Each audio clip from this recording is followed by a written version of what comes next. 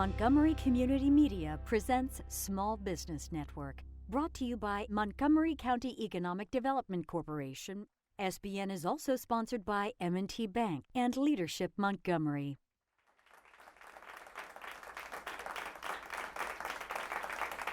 Hello and welcome to Montgomery Community Media's Small Business Network. I'm your host, Kelly Leonard. Every month we bring the business community together to network, to collaborate, and to share best practices in an effort to spur economic development. Welcome to everyone on the live stream as well as here in the television studio. Today we've got an exciting topic, recession-proofing your small business. And joining me is a panel of experts who will share information to help us to navigate the rocky roads that are inevitably ahead. So first up, I'd like to introduce you to Kiesha Haughton. She manages the Maryland Women's Business Center, an SBA certified women business resource that provides training and counseling services to women-owned enterprises, enabling them to start, sustain, and achieve scalable growth. Next up, we've got Roderick Johnson, aka Rod. He has over 30 years of experience in nonprofit board governance and commercial banking. He's currently a Lending Relations Small Business Development Center Project Officer for the U.S. Small Business Administration's District Office in Washington, D.C. Next, we have Greg Smith. He's worked at M&T for 15 years in various leadership roles in retail and business banking divisions. Currently, Greg and his team support the small business banking customers of 42 M&T branches located throughout Montgomery, Prince George's counties, as well as Washington, D.C. And last but not least, as CEO of BYOND, Laurie Wiggins collaborates with small and mid-market company CEOs and business owners to quickly grow their companies. She's over 30 years of business, consulting, and technical expertise. Welcome, panel. So, first question, and it's the question that everyone has on their mind. Why, as the business community, should business owners be concerned about an economic downturn? So I'll throw it out to anyone. Who wants to pick it up? Don't all look so eager. All right, well, I'll start first. We've had an economic expansion now for the last 11 years. And if we look back to the 1900s going forward now to 2019, it seems about every 10 to 15 years that the country actually goes through a recession.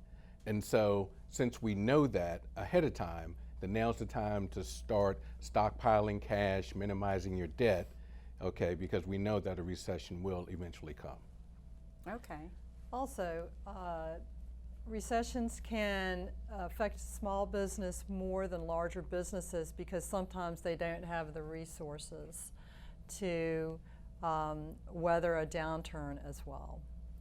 Yeah, and just to add to that, you know, it's all about just being prepared. So it's a small business could lose a big contract or lose a key employee. Recession is in there as well. It's bad things that could potentially happen. So having that line of credit, having that dry powder and the reserves is necessary to weather those storms. Gotcha. Dry powder. Yeah. What's that? You know, like dry gunpowder. I mean, it's like an old phrase. Going back to muskets. Dry powder, yeah, yeah, exactly. Okay. Good stuff. So Laurie, like how should a small... Cash money. Cash. Okay, gotcha. Yes. Thank you for clarifying. Laurie, how should a small business prepare? Because I mean, Greg alluded to preparation being really important. How should we be preparing for the downturn? That's a great question. In many cases, business owners hunker down and they feel fortunate if they survive a downturn. But instead, you can take the strong route. And this means that you are proactive, that you start preparing now. And taking the longer view, what do you want your company to look like in 3 years? And backing off of that, what do you need to do now in year 1, 2, and 3 to make that happen? Now that you've got the plan, how do you finance it? Restructure your costs. Take stronger control of your balance sheet, especially your expenses. Streamline your business. get rid of what doesn't work. And now that you've got the cash, where do you invest it? Prioritize your customers and your prospects.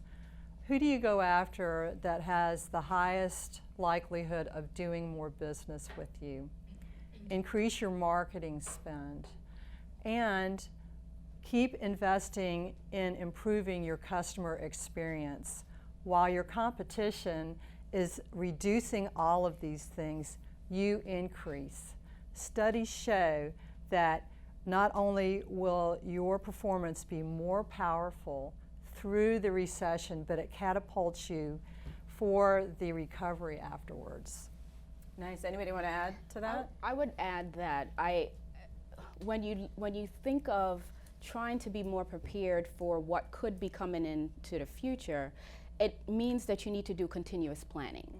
And so that means that you need to be agile, you need to empower your employees that are working directly with the customers to identify what are some of the changes that they're hearing, what are some of the things that customers are providing feedback on, that you can then be more dynamic to pivot to better prepare for what could come. So I think it's really important for companies to really hunker down and look at what they can, be agile and flexible, and even looking at their controls and the different measurements that they put in place to ensure that they're able to weather what could be coming in the future. So it just struck me that a lot of what you all are sharing are things that as small businesses we probably should be doing anyway because of the inherent risks that we have, because so often, we may be relying upon that big government contract. And that could go away over time, or competition comes in. And so it sounds like it's like we need to do more of the same, but it's also a nice reminder of some of the things that we should be doing already, customer experience and empowering our employees, making sure that we have plenty of cash, reducing our debt, things like that. Or am I totally off base? So what is it that, what should we shift? Is there anything where you're like, okay, this is probably what you're not doing now, but you absolutely need to be doing this like in the future as you prepare for a recession? Well, I think that we're moving towards an increasingly technological age. And so if you are looking to hire employees, you need to make sure that they are digitally savvy. And if it means that you also need to look at who you have, if you're not looking to just replace employees, but you want to retrain your employees that you already have and show that you value what they bring to the table, then it means really investing in making sure that they're up to speed with the changes that are going on or getting ready to take place with the economy. Awesome. So what are some of the, as we're preparing, and you alluded to the preparation, who are some of the centers of influence or professional services or resources that we should be tapping into at this time? I mean, I'm a banker, so I'm going to say a banker is very important. No, I mean, having a relationship with your bank in a world of technology and 800 numbers, when you're a small business, access to capital is everything. And banking, like a lot of other service providers, the stronger the relationship that you have with your bank, the better poised you're going to be to get that capital, and that bank is hopefully going to stand with you in good economic times and in bad economic times, and a lot of that is based on the history as well. So, knowing your banker, having a relationship, knowing that banker's management and the local management of that bank is also critical, and also aligning yourself with a bank that is traditionally performed very well in up and down cycles. So what are some of the things, like if I'm shopping banks and if I'm trying to build a strong relationship, are there a couple of key things that I should ask myself in terms of, okay, is this the right bank for me? Because I know not all banks are created equally. Yep. I mean, at the end of the day, they all have money, but it's to your point, how do we go about building strong relationships? And what are the questions that we should perhaps ask a banker to determine if that's the right bank for us? So my favorite story is a government contractor that came to M&T when I was a branch manager in Clarksville, probably in 2009. He sat down at my desk and he had 4 sheets of questions. and he was interviewing local banks and bankers, and I thought that was really cool because he was very concerned that he was finding, a good fit, and he was asking questions about, our numbers, our SBA numbers. By the way, M&T is the largest SBA lender in Greater Washington, just a plug right there. But he wanted to make sure that the bank was focused on the small business space. He wanted to make sure that we had local decision-making power.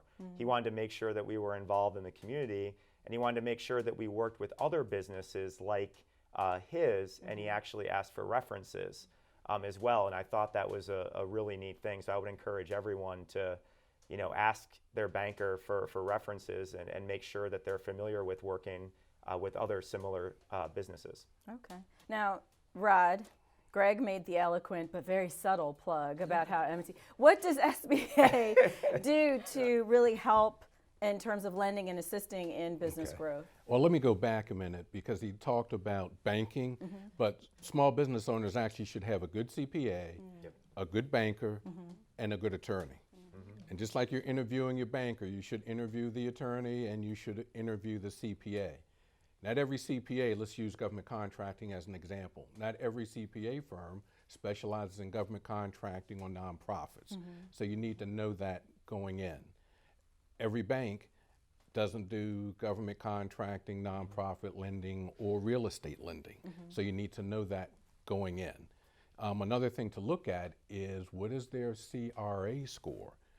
Okay, is it satisfactory? Did they fail? I mean, those are the things that you need to take a look at also when you're choosing a bank. Now, in a down economy, it may make sense to use the SBA. All right, and our two signature programs are the 7A program and the 504 program. Now, a lot of companies use the 504 program to purchase real estate and equipment, and in the off chance that you want to take the chance to construct your own building, companies use the 504 for that. The 7A program has many different programs within it. So, for example, we have a line of credit for construction companies. There's a line of credit for retailers that have seasonal needs. There's a line of credit for government contractors. Okay, so it's important for you to know that going in, so when you go into the bank, you can say, I'm a construction contractor, I'm doing $2 million in revenue, and I need a line of credit because now I've just started a new construction project, and that SBA will offer me anywhere from a 50% to a 90% guarantee, which the bank loves, right? Because they get to increase their loan volume and yet minimize their risk and put money out on the street to you all. Awesome. So are there other ways outside of the money, which is a powerful That's thing. important, right? the businesses need money to stimulate the local economy.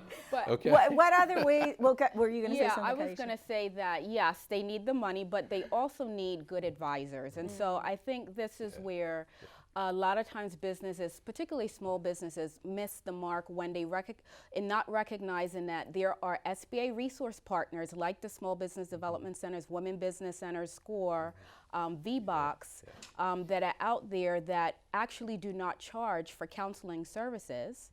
And they can utilize that as a way to really guide their path to make sure that they're even going to the right lender, because they can actually utilize the business counselor to identify what is the right business banking institution that is a best fit for their companies. And also looking at, from a bird's eye view, how can they remove themselves from working in their business to working on it. And so having that kind of expertise, giving them guidance as they're looking to really grow and scale their company and weather the storm, the pending storm that we know is coming, it makes sense to utilize those kinds of resources. Wow, awesome. Now, and Kiesha, since we're on you, one of the things that I know that you're passionate about too is global enterprise, and perhaps as a small business, really diversifying by looking globally. Absolutely. So why does it make sense for a small business to engage in global business? Well, when you consider that 97% of your clients are outside of the U.S., it makes sense to look at that outside market as a way to grow. And so when you're also looking at a domestic market that is potentially facing a coming recession, there may be an outside market that is booming. And now you're missing an opportunity to take advantage of that booming market because you're only focused locally. And so one of the things that we do at the Women's Business Center is provide guidance for companies to let them broaden the scope of how they can grow and scale their companies. And that would mean looking outside. And so I think there's the whole mystery around international business and exporting and so forth. And a lot of times people think that only products are exportable items or exportable services. And actually services are another way that companies can look at exporting.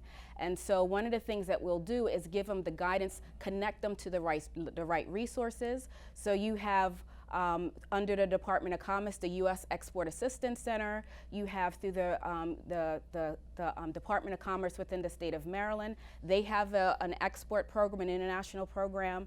There's a lot of resources out there that can provide that guidance for companies so that they understand, who they can be connecting with, provide that kind of insurance and guarantee that they're making the right connections in the right economies.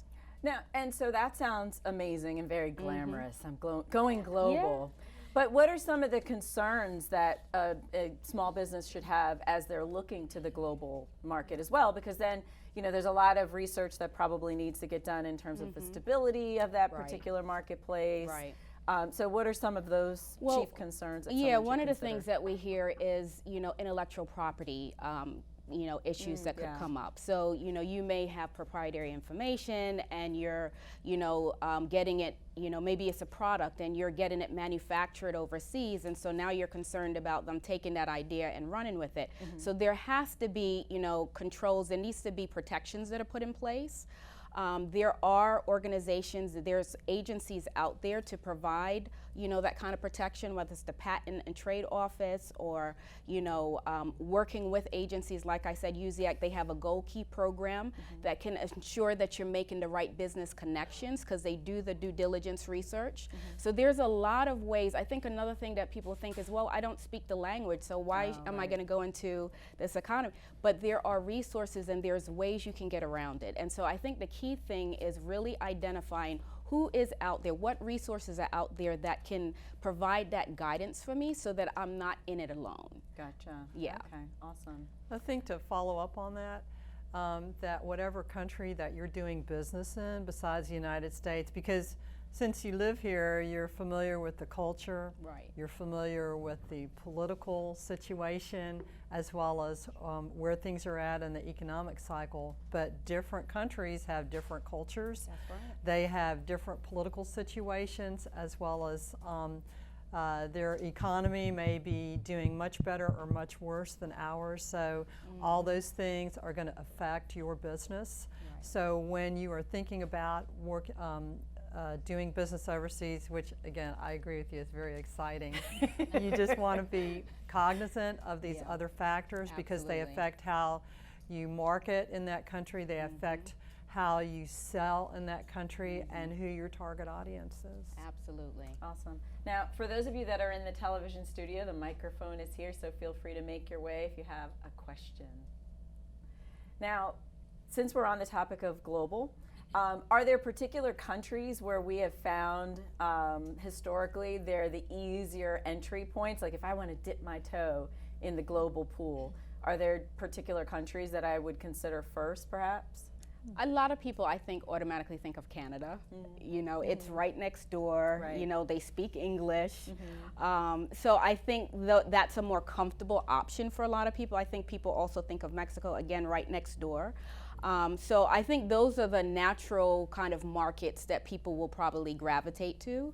But, Africa is booming right now, and there's a lot of opportunities that I think get often overlooked because they think, well, I'm not too familiar with it, and I absolutely agree.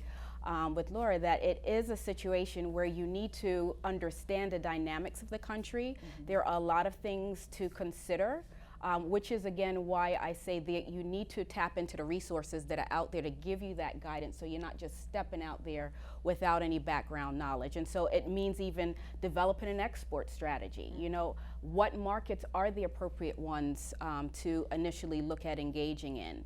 And you know, what programs are out there, like the Gold Key program, that can provide that matchmaking opportunity, knowing that it's a screen company. So yeah. Awesome. Questions? Hi, yes. So my name is C. Marie Taylor, Leadership Montgomery. My question is, we work with a bunch of small businesses that support our organization, and some of them are starting to be a little leery about future support. So if you have any advice that we could give to them, that would be awesome. Thank you. Let's look to our money men. What advice would you give? Well, actually, I tell them to start at SBA.gov because there's a wealth of information out there for them. Now, one of the things that I wanted to mention earlier as we talk about risk, because as bankers in the SBA, we like to minimize risk. Right. One of the things that you want to do to minimize the risk for your company is actually to have business interruption insurance. I think we all remember the government shutdown at the beginning of the year where contractors weren't getting paid, okay? And so if you have business interruption insurance, then you really don't have to worry about laying off your employees because you can continue to pay your employees while the shutdown is occurring. So take a look at all your insurances. The other thing that you also hear about in the paper is how companies are constantly being hacked. So do you have insurance for your intellectual property? Okay, and so that's important to have. So take a look at your insurance policy for your company to see what it covers. But to go back to the original question, go out to SBA.gov. There's information about the small business development centers, the women business centers, the retired executives, and then you have people like myself that will actually, and feel free to do this, you can send your financial statements to me at roderickjohnson@sba.gov. I will take a look at your package and then make a determination on what financial institutions that I can send your deal to so that you can get the proper financing. If you don't have a law firm, I have a list of law firms depending on your industry that I can guide you toward. And then for CPAs, I have an extensive list of CPA firms, if you don't have a CPA firm, that I can also refer you to, because I want to make sure that you're getting the proper guidance as you're continuing to grow your business. And just to add to that, it's that networking effect. You know, think of your banker, your attorney, your CPA as someone that is very connected, and they have a network in the community. Everybody on this stage is happy to make introductions for small businesses. So that's the fun part of our jobs. Right. That's the strategic part. I always say, you know, we do the boring banking stuff, but what we really enjoy doing is introducing other small businesses to other small businesses from a business development standpoint. Right. Awesome. Yeah. Next question. Name is Zubin David with KLNB Commercial Real Estate. And my question to the panel is, you know, you see the rising costs for business owners with specific health insurance benefits, as well as cost of employees, you know, the minimum wage. How do you advise business owners to navigate these exceedingly high costs? Thank you. I was going to bring up a point earlier, especially when we're talking about small business. It's paramount that the business owner doesn't have too many balls in the air on their personal side of things. You know, everybody talks about the strength of the balance sheet of the company, but in a small business, the business owner is that small business. And if there's excessive spending, if there's lavish lifestyles, these are the things you need to kind of cut back on now, so you do have that dry powder when something bad happens. So I would say that's a preparation kind of strategy, or something to at least evaluate. I would also say be creative. One small business that I know about, in order to defeat the high cost of health care, they basically said to their employees, we will give you a stipend each month for your health insurance, so that everybody could go get the solution that worked best for them and their family. And also another small business, they actually had a deal with a doctor and a clinic, and so those that wanted to could go there, and it was alternative health clinic, and that seemed to work very well for them. So the bottom line here is to be open to different options. And if I could just add to those comments, I would say also get involved. Particularly here, in Montgomery County, oftentimes legislation gets passed absent the input of the small business community. It's not until after the legislation is passed that the business community is up in arms and then articulates, oh my goodness, this minimum wage increase is going to kill me. It's going to put me out of business. And so I would say making sure that we're tapping into our local chambers of commerce. Because they are here to advocate on our behalf and to support us. And, we've got to be more vocal about how some legislations will negatively impact our businesses so that then the legislators are more aware of and they can be more proactive and preemptive to keep us in business. Absolutely. Right. Next question. Hi, Susan Schramm, Go-to-Market Impact. I heard you all say themes of have a brain trust and do scenario planning. That's pretty much what all of you are talking about.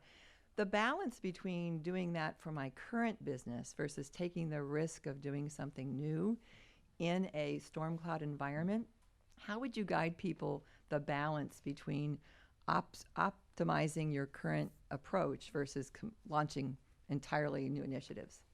Thank you. Okay, I just have to jump in with this. There are examples of many companies that got started during a recession. Yeah. HP, CNN, Hyatt, Burger King. So maybe you do some additional things to reduce your risk, but don't let that stop you. Awesome. That's great advice. Last question. Hi, my name is Farhad Nasser. I'm with the Nova Business Consulting. My question is, as a small business owner, how do I know there is a recession coming in? Typically, if you just listen to the news and you're reading your newspaper, jobs are slowing down, construction starts, right, for homes are going down. Sometimes the fluctuation in the stock market, because right now we're in a booming stock market. Pay attention to what's going on in the stock market. Actually look at the indicators from the Department of Commerce, because they come out, I think it's once a month, where you have monthly indicators of what's going on in the economy. So pay attention to those indicators, and that'll give you a pretty good feel for if we're getting ready to go into a recession. Just remember, minimize your debt, stockpile cash on the business side. Learn to operate your business more efficiently, okay? On the personal side, and I look for this all the time on the personal financial statement, minimize the toys, okay? The 35-foot yacht, okay? The Maserati, and all those things. Get a Honda. Minimize the toys, okay? Because debt and the toys can actually be a detriment during the tough times of a recession. And I would also, just to piggyback on that, I would also say diversify. So don't just only look at cash, look at other things that you could invest in, whether it's gold, whether it's silver, whether it's other things. Diversify. Don't keep all your money in one bucket, because if anything happens and the dollar bottoms out, what are you going to have to fall back on? So that's the only thing that I would add to that as well. Awesome. Well, thank you guys. This has been an amazing conversation. As we conclude this episode of the Small Business Network, I just want to thank you online for joining us, as well as everyone here in the television studio. Again, my name is Kelly Leonard. On behalf of Montgomery Community Media, our partners and sponsors for the Small Business Network, we thank you for joining us, and we look forward to having you again soon. Take care.